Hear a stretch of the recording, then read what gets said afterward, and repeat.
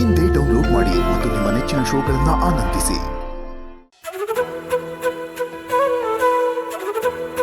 ಸುಬ್ಬು ಸುಬ್ಬು ಸುಬ್ಬು ಏನ್ Subbu, love success ಆದ್ಮೇಲೆ ನನ್ ಕೈಗೆ ಸಿಕ್ತಿಲ್ಲ. ಪ್ರೀತಿ, ಪ್ರೇಮ, ಪ್ರಣಯ ಇದೆಲ್ಲ ಫುಲ್ ಜೋರಾ? ಅಯ್ಯೋ ಯಾಕೆ ಕೇಳ್ತೀಯ ಶ್ರೀವಲಿ, ಈ ಆಪರೇಷನ್ ಸಕ್ಸಸ್ ಪೇಷಂಟ್ ಡೆಡ್ ಅಂತಾರಲ್ಲ, ಹಾಗಾಗಿದೆ ನನ್ನ ಪರಿಸ್ಥಿತಿ. ಮೇಡಮ್ ಹತ್ರ ಪ್ರೀತಿ ಹೇಳ್ಕೊಂಡ್ರು ಅವರಿಂದ ನಾನು 3 ತಿಂಗಳು ದೂರ ಇರಬೇಕು ಶ್ರೀವಲಿ. ಏನು 3 ತಿಂಗಳ? ಇದೇನ್ ಸುಬ್ಬು ಇದು? ಪ್ರೀತಿ ಹೇಳ್ಕೊಂಡ್ಮೇಲೂ 3 ತಿಂಗಳು ದೂರ ಇರ್ಬೇಕು ಅಂದ್ರೆ ಕಷ್ಟ ಆಗಲ್ವೇನೋ? ಕಷ್ಟ ಆಗಲ್ವಾನಾ? ಇದೊಂಥರ ನನಗೆ ಪೇಚಾಟ, ಹುಚ್ಚಾಟ, ಪರದಾಟ, ತುಳದಾಟ ಎಲ್ಲ ಆಗ್ತಿದೆ. ಒಂಥರ ತಲೆ ಕೆಟ್ಟೋಗಿದೆ. ಅದಕ್ಕೆ ಯಾಕೆ ತಲೆ ಕೆಡಿಸ್ಕೋಬೇಕು? ಕ್ಯಾಲೆಂಡರ್ ಅಲ್ಲಿ 3 ಪೇಜ್ ನ ಹರಿದು ಹಾಕಿದ್ರೆ ಡೈರೆಕ್ಟ್ ಆಗಿ 3ನೇ ತಿಂಗಳಿಗೆ ಹೋಗ್ಬೋದು.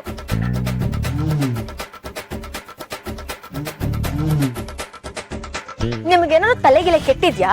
ಪ್ರೇಮಿಗಳಿಬ್ರು ದೂರ ದೂರ ಇರ್ಬೇಕಲ್ಲ ಅಂತ ಬೇಜಾರ್ ಮಾಡ್ಕೊಂಡಿದ್ರೆ ಇಂಥ ಟೈಮಲ್ಲಿ ಜೋಕ್ ಮಾಡ್ತಿದ್ದೀರಾ? ಸುಬ್ಬು, ನನಗನ್ಸುತ್ತೆ ನಿಮ್ಮಿಬ್ರ ಮೇಲೆ ಈ ಶನಿ ಕಣ್ಣೆ ಬಿದ್ದಿರೋದು ಅಂತ. ಶನಿ ಅಲ್ಲ, ಶ್ರವಣ್. ಅದೇ ಅದೇ, ನಿಮ್ ಕಣ್ಣೆ ಬಿದ್ದಿರೋದು. ಇರ್ಬೋದು, ನನ್ ಕಣ್ಣು ಬಿದ್ದಿರ್ಬೋದು. ಯಾಕೆ ಸರ್, ತಮಗೆ ನಾನು ಶ್ರಾವಣಿ ಮೇಡಮ್ ಚೆನ್ನಾಗಿರೋದು ಇಷ್ಟ ಇಲ್ವೋ? ಅದೇ ಚೆನ್ನಾಗಿರ್ತೀರಾ? ನೀವಿಬ್ರು ಒಂದಾಗ್ಬೇಕಾದ್ರೆ ನಾನು ಶ್ರೀವಲ್ಲಿ ಇಬ್ರು ಒಂದಾಗ್ಬೇಕು ತಾನೆ, ಅದಕ್ಕೆ ನೀವು ಹೆಲ್ಪ್ ಮಾಡ್ಬೇಕು ತಾನೆ. ಸರಿ ಹೋಯ್ತು. ಅಲ್ಲ, ನಾನೇ ಕಾಲು ಮುರ್ಕೊಂಡು ಬಿದ್ದಿದ್ದೀನಿ, ನನ್ನೇ ನಿನಗೋಸ್ಕರ ಮ್ಯಾರಥಾನಲ್ಲಿ ಓಡು ಅಂತ್ಯಾ? ಫಸ್ಟು ನಂದು ಎಲ್ಲ ಸೆಟ್ಲ್ ಆಗಲಿ, ಆಮೇಲೆ ನಿಮ್ಮ ಬಗ್ಗೆ ಯೋಚನೆ ಮಾಡೋಣ. ಏನ್ ಸುಬ್ಬು ಅದು ಗುಸು ಗುಸು ಅಂತ ಮಾತಾಡ್ತಿದ್ದೀರಾ? ನನಗೂ ಹೇಳಿ. ಓ ಏನಿಲ್ಲ ಶ್ರೀವಲಿ, ಮೇಡಮು ನಾನು ಇವಾಗ ದೂರ ಇರಬೇಕು ಅಂತ ಆಗಿದೆಯಲ್ವಾ, ನಾವಿಬ್ರು ಹತ್ರ ಬಂದಾಗೆಲ್ಲ ಈ ಕಾಂತ ಮತ್ತೆ ಬಂದು ಬಂದು ಬಂದು ಕಾಟ ಕೊಡ್ತಾ ಇದ್ದಾರೆ. ಓಹೋ, ಅದಾ ವಿಷಯ. ಡೋಂಟ್ ವರಿ ಸುಬ್ಬು, ನನ್ನ ಹತ್ರ ಒಂದು ಒಳ್ಳೆ ಪ್ಲಾನ್ ಇದೆ. ನೀನು ಮತ್ತೆ ಶ್ರಾವಣಿ ಇಬ್ರು ರೊಮ್ಯಾಂಟಿಕ್ ಆಗಿ ತುಂಬಾ ಹೊತ್ತು ಹತ್ರ ಇರ್ಬೋದು. ಹೌದಾ ಶ್ರೀವಲಿ, ಅಂತ ಪ್ಲಾನ್ ಇದೆಯಾ? ಏನದು? ಅದೆಲ್ಲ ನಾನು ಆಮೇಲೆ ಹೇಳ್ತೀನಿ. ಇವಾಗ ನೀನು ಮನೆ ಒಳಗಡೆ ಹೋಗ್ತಿದ್ಯಲ್ಲ, ಹೆಂಡತಿಗೋಸ್ಕರ ಏನಾದ್ರೂ ತಗೊಂಡ್ ಹೋಗ್ಬೇಕಲ್ವಾ? ಏನ್ ತಗೊಂಡ್ ಹೋಗ್ತಿದ್ಯಾ? ಏನು ತಗೊಂಡೋಗ್ತಿಲ್ಲ ಶ್ರೀವಲಿ, ಈ ಖಾಲಿ ಕೈಯಲ್ಲಿ ಹೋಗ್ತಾ ಇದ್ದೀನಿ. ದೊಡ್ಡ ಹೆಂಡತಿಗೋಸ್ಕರ ಘಮ ಘಮ ಅನ್ನೋ ಮಲ್ಗೆ ಹೂವನ್ನ ತಗೊಂಡೋಗ್ ಕೊಟ್ರೆ ಅವ್ಳು ಎಷ್ಟು ಖುಷಿ ಪಡ್ತಾಳೆ ಗೊತ್ತಾ? ಆಹಾ, ನಮ್ಮ ಹುಡುಗಿ ಮನ್ಸನ್ನ ನಾನು ಎಷ್ಟು ಚೆನ್ನಾಗಿ ಅರ್ಥ ಮಾಡ್ಕೊಂಡಿದ್ದೀನಿ. ಎಂತ ಗ್ರೇಟ್ ಲವರ್ ನಾನು. ಶ್ರೀವಲ್ಲಿ, ನಿನಗೋಸ್ಕರ ನಾನು ಮಲ್ಗೆ ಹೂವು ತಂದಿದ್ದೀನಿ. ಆದ್ರೆ ಸುಬ್ಬು ತಲೆಗಿಂತ ಐಡಿಯಾನೇ ಹೊಳೆಯಲ್ಲ. ಹೌದೌದು ಶ್ರೀವಲಿ, ನಿಜ, ನನಗೆ ಯಾವುದು ತಲೆಗೆ ಹೊಳೆಯೋದೇ ಇಲ್ಲ. ಆದರೆ ಮಲ್ಲಿಗೆ ಹೂ ಈಗ ಎಲ್ಲಿಂದ ತಗೊಂಬರ್ಲಿ? ಅದಕ್ಕೆ ಯಾಕೆ ಯೋಚನೆ ಮಾಡ್ತೀಯ ಸುಬ್ಬು? ತಗೊಂಡೋಗು ಸುಬ್ಬು, ಶ್ರಾವಣಿ ಕೊಡು, ಅವಳು ತುಂಬಾ ಖುಷಿ ಪಡ್ತಾಳೆ. ಥ್ಯಾಂಕ್ ಯು ಶ್ರೀವಲಿ, ನನಗೆ ಇದು ತಲೆಗೆ ಹೊಳೆದಿರಲಿಲ್ಲ. Thank you Shravani.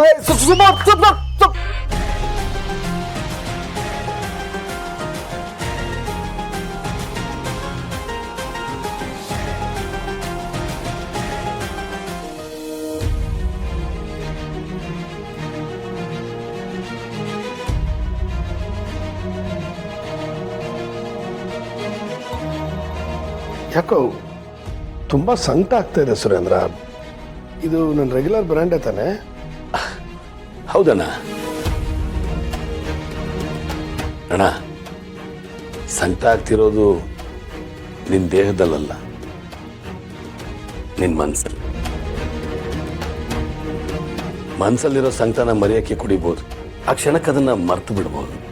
ಆದರೆ ಹೃದಯ ಬಡಿತ ನಿಲ್ಲೋವರೆಗೂ ಹೃದಯದಲ್ಲಿರೋರನ್ನ ಮರೆಯೋಕ್ಕಾಗಲ್ಲ. ಇನ್ನೇನು ಹೇಳಕ್ ಪ್ರಯತ್ನ ಪಡ್ತಾ ಇದೆಯಾ ಸುರೇಂದ್ರ? ಅಣ್ಣ, ನಾನು ಹೇಳೋ ಮಾತಿಂದ ನಿನಗೆ ಕೋಪ ಬರ್ಬೋದು. ಆ ಕೋಪದಲ್ಲಿ ನನಗೊಂದೇಟು ಹೊಡಿಬಹುದು. ಆದರೆ ಅದ್ಯಾವುದಕ್ಕೂ ನಾನು ಬೇಜಾರು ಮಾಡ್ಕೊಡಲ್ಲ ಅಣ್ಣ. ನನ್ನನ್ನು ಸಾಕಿರು ಅಪ್ಪ ಅಮ್ಮ ಇಬ್ಬರು ಪ್ರೀತಿಯನ್ನು ಕೊಟ್ಟೋನ್ನಿ ಅಣ್ಣ. ನೀನು ನನ್ನ ಪಾಲಿಗೆ ದೇವರಿಗಿಂತ ಹೆಚ್ಚು. ಆ ಸಲಿಗೆಯಿಂದ ನಾನೊಂದು ಮಾತು ಕೇಳ್ತೀನಿ, ಬೇಜಾರು ಮಾಡ್ಕೊಬಿಡ್ರ. ಅದಕ್ಕೆ ಅಂತೂ ನಿನ್ನ ಜೊತೆಗಿಲ್ಲ. ಕೊನೆ ಪಕ್ಷ ಅವನಿಗೊಂದು ಫೋನ್ ಮಾಡಿ ಮಾತಾಡಿಸ್ಬೋದು, ಇಲ್ಲ ನೇರವಾಗಿ ಭೇಟಿ ಮಾಡಿ ಅವಳನ್ನ ಮಾತಾಡಿಸ್ಬೋದಲ್ಲ ಅಣ್ಣ. ಆ ಮಗುಗೆ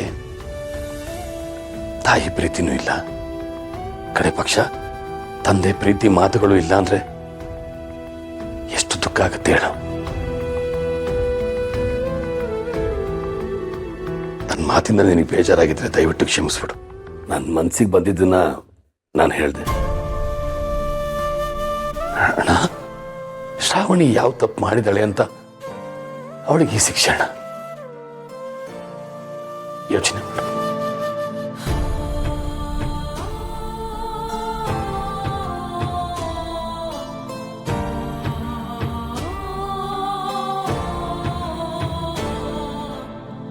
ಏನ್ರಿ ಇದೆಲ್ಲ?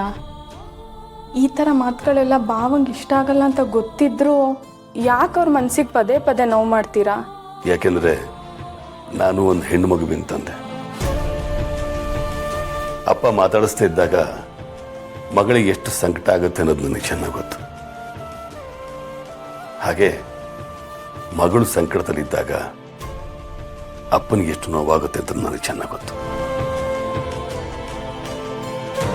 ಆ ಒದ್ದಾಟನೆ ಶ್ರಾವಣಿ ಮನಸ್ಸಲ್ಲಿ ಅಣ್ಣನ ಮನಸ್ಸನ್ನ ಮೆತ್ತಗೆ ಮಾಡೋದು.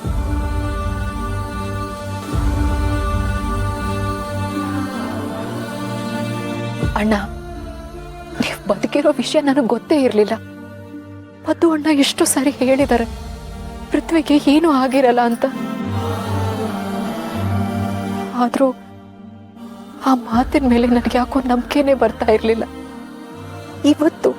ಇವತ್ತು ನಾನು ನಿಮ್ಮನ್ನ ನೋಡ್ತೀನಿ ಅಂತ ನನ್ನ ಕನಸಿನಲ್ಲೂ ಅಂದ್ಕೊಂಡಿರ್ಲಿಲ್ಲ ಅಣ್ಣ.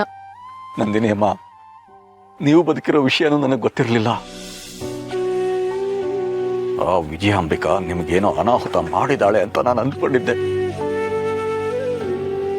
ದೇವತೆಯೇ, ನನ್ನ ಅದೃಷ್ಟ, ನಿಮಗೇನು ಆಗಿಲ್ಲ, ನೀವು ಬದುಕಿದ್ದೀರಾ. ನನ್ನ ಪಾಲಿನ ದೇವತೆ, ನನ್ನ ಬದುಕಿನ ತಾಯಿ,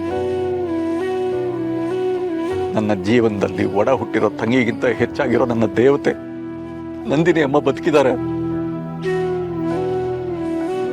ಆದ್ರೆ ಅದೆಷ್ಟೋ ವರ್ಷ ನಿಮ್ಮನ್ನು ನೋಡದೆ ನಿಮ್ಮ ಬಗ್ಗೆ ಇರೋ ಅಪವಾದಗಳು, ತಾಯಿ ಮಗಳು ಗಂಡ ಎಲ್ಲ ದೂರ ದೂರ. ಇದನ್ನೆಲ್ಲ ನೆನ್ಸ್ಕೊಂಡ್ರೆ ಮೈ ಉರಿಯುತ್ತೆ. ಇದಕ್ಕೆಲ್ಲ ಕಾರಣ ವಿಜಯಾಂಬಿಕಾ.